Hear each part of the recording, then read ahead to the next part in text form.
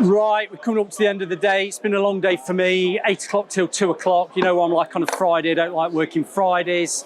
Now, I'm over with Martin on the CT1 stand.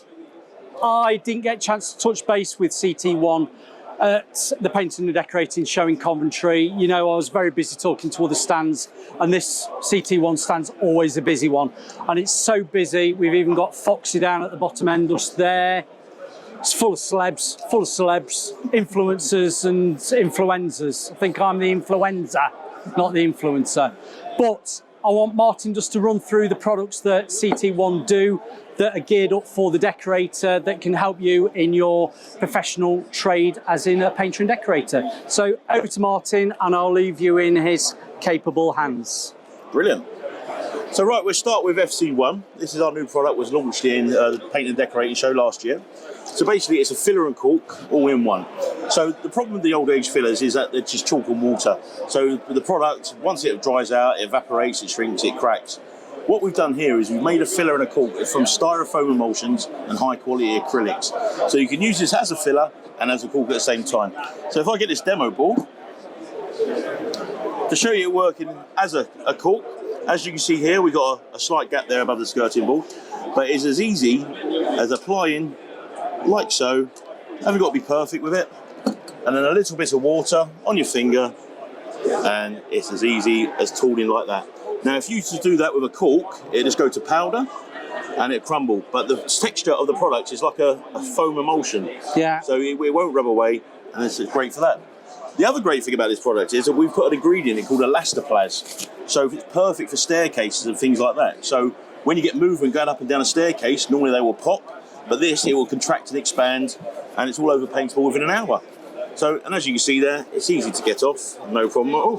What percentage of it shrinks back from when you've tooled it up like that with quite a big gap? You can see me. Do you expect to see a little bit of concaving with it, or does it actually hold in place? It will hold its shape. It will hold That's its really shape, good. hold its place. I've said this before, your cheaper, let's call them your caulks, stroke mastics that the decorators might be picking up for 99 pence a tube. Just think what technology is in 99 pence a tube caulk when you think the manufacturing, distribution and everything under the sun. What quality is that product that you're actually trying to use on a job when it's cheap and cheerful? Spend a little bit more and get something that's going to, well, what do we say? Buy cheap, pay twice. Yeah. Yeah. Yeah, true believer that. Now this retails at $3.99 per tube. It's not a fortune. So it's not a fortune, but you think what it cost you for a filler and a separate caulk. Yeah. Two products, all in one. Yeah. So we've shown you the caulking side of this great product. Now I'm going to show you the filling side. Now this will fill up to 25 mil deep in one sitting.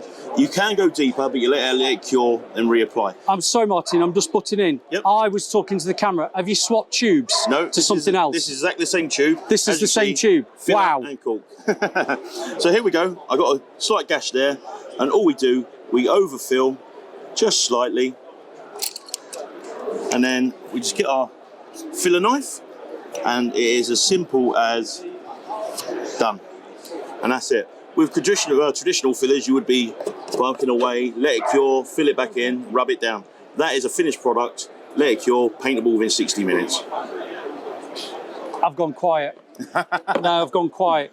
Because I know old style decorators that were using caulk for filling 20, 30 years ago, and I've been back to jobs and I know who'd done it, and they'd used literally decorators caulk to fill cracks. They'd raked them out, and you could tell because one, it doesn't adhere very well. Yeah. It pulls out like a rubber band if it's in that, but also it smears over the surface and doesn't go clean like, can we get in? Doesn't go clean like that. And if you can see it there, you can see it's almost...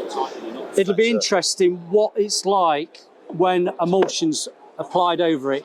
Can you still see a trace of the filler underneath it? It doesn't leach through. You're one coat, it'll be gone. Yeah, one coat, it'll be gone. No problem at all. But the consistency of once it's cured, it's just like old chewing gum. It's flexible, it contracts and expands, so it will move. It will move, and it'll work. These are the cheesy strips that your kids eat. You know, peel them. you know which one I mean. Oh. So yeah, so that's our filler and caulk, all in one. And another little great DIY paint and decorating product is our Peel Tech. Now this here, I'll just get the product quickly. This is our pill tape. You seen this one?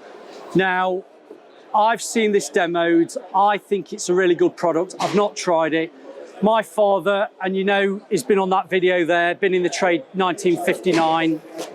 He's got a garage door that I would like to spray finish, i.e.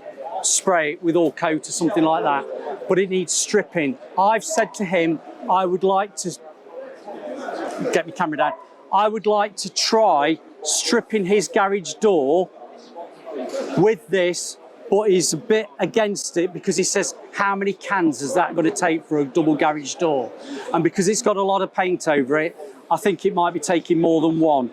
Martin, how far does it go and how good is it on thick paint? So you'd get about 4 square metres out of a tin, and it will strip about 2 layers at a time, no problem at all. A double garage door, possibly 2 cans, but you should get away with 1. Yeah. Because of the unique nozzle, it's got a spray fan. So if you do it close, you're getting concentrated. If you pull it away, you're getting a larger area. You're putting it on your hand. What are you doing that for? So this is to show that's you. going to eat into your hand, surely. No. Other paint strippers on the market contain methyl chloride. Yeah. And that's what burns, gets down your throat and everything else. This is methyl chloride free. Right. So it's not going to burn you. Yeah. Just be careful if you've got skin conditions like eczema or stuff like that. But apart from that, it is great. So I'll let the product do the talking. So here we go. We have a demo board here with a selection of paints. As you can see, we got silver spray paint, what they use for graffitiing. We've got a masonry paint, which has gone to brickwork. We got a yellow gloss with an undercoat. And I'll do one more. We got a red spindle there, a red gloss spindle with an undercoat. And these are all oil-based. Now what we do is we leave that for a minute, but if you can look carefully, you'll see it starting to bubble away. Starting to bubble. Double away. But it will also do things like embedded printer ink. Right. Now, how would you remove that? Yeah. So basically what I do is take this, we spray a bit onto the can, and just with a simple tissue, that will lift that out of that card without damaging it in any way or form. What's interesting about this, and I'm going to mention the word nitromorse. Nitromorse used to do the traditional, we'd call it spirit-based. Yeah, there we go. And they did a water-based. Now, when you've got the, can we call it spirit-based? Yeah. Spirit-based, you have to neutralise the surface with, does Martin remember? You used to neutralise it with methylated spirit. Yeah, you used to use wire wool and methylated spirit, then wash it with water. Then they had the water-based versions. Now, Martin's using a product that doesn't need any chemical assistance to clean it off. You are just going to wipe it off with a cloth, aren't you? Yeah, I'll show you. So and once you've wiped it off, you don't need to neutralise it with anything. No. Is it good to go just to paint straight over it? All we would say is if you wanted to paint it, leave it for sort of 40 minutes just to let it burn through, or just wipe it down with a damp cloth and you're good to go. But for example here, we've got the graffiti paint. If I move it, you can see it start to bubble away, and it is as simple as I could take that out there with a tissue, and that is lifting it out of the grain. Yeah. And you see it's coming away straight away there. No problem at all. But this will work better on thicker paints because it allows it to eat into it, and it's more of a time issue, really. Yeah. What we say is spray it, allow 5 minutes, but for purposes of the video, we're trying to do this really fast to keep the video short. But there we go. We got a Sandtex paint there on a brick. Obviously, if I was to use a scraper, it's not a straight surface. So we try again, a bit of tissue, or we can go with the scraper, and you see that paint coming away. Off straight away. Straight away. Like I said, if I left that for a couple more minutes, that'd be a lot easier. There you go, with a tissue. I'm taking that, and it's gone back down the bare brick straight away. Now we can look here, this has got the yellow glossy with the undercoat. Now this should do 2 layers in one sitting.